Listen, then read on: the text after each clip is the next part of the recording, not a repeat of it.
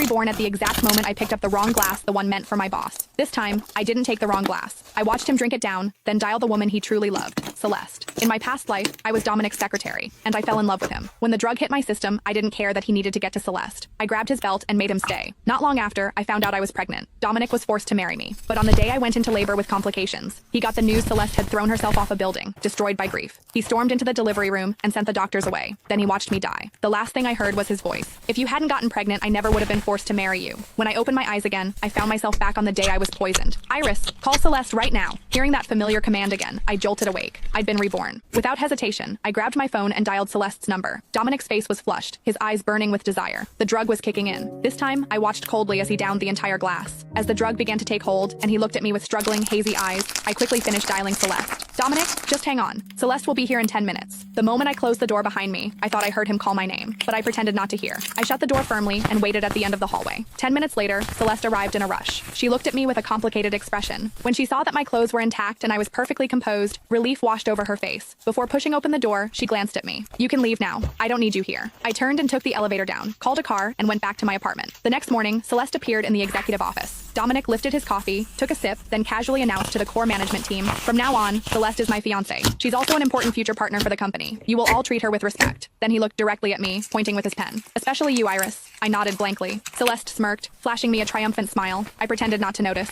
I gathered the meeting notes and started to leave the office. But just as I stood up, I heard Celeste's voice, soft and wounded. "Dominic, does Iris not want me involved in company affairs? I know how important she is to you. If she's unhappy with me being here, maybe I shouldn't come to the office anymore." Her eyes glistened with tears. She looked as pitiful as possible. Dominic frowned. Before he could say anything, I replied, "Of course not.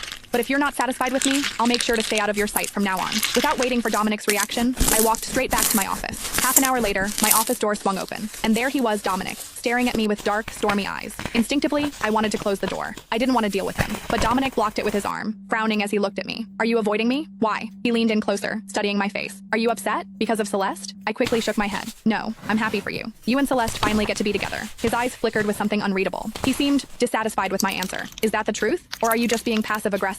Then he scoffed. "Iris, don't tell me you still haven't gotten over me. 3 years ago at the company party, you kissed me when you were drunk. You think I didn't notice? The smartest thing you ever did was never confess. Because if you had, I would have laughed in your face. Laughed at how pathetic and delusional you are." He chuckled to himself, then walked over to my desk and yanked open the bottom drawer. He grabbed a thick stack of printed journal pages and scattered them across the floor, stepping on them. He leaned down close to my ear, his voice low. "I came here to tell you something. Yesterday, when I drank that wine, I saw the look in your eyes. You wanted to be the one to help me, didn't you? Thank God you didn't. Because if you had, I would have been disgusted for the rest of my life. You're not worth it." My heart clenched painfully. Even though I decided not to love him in this life, hearing the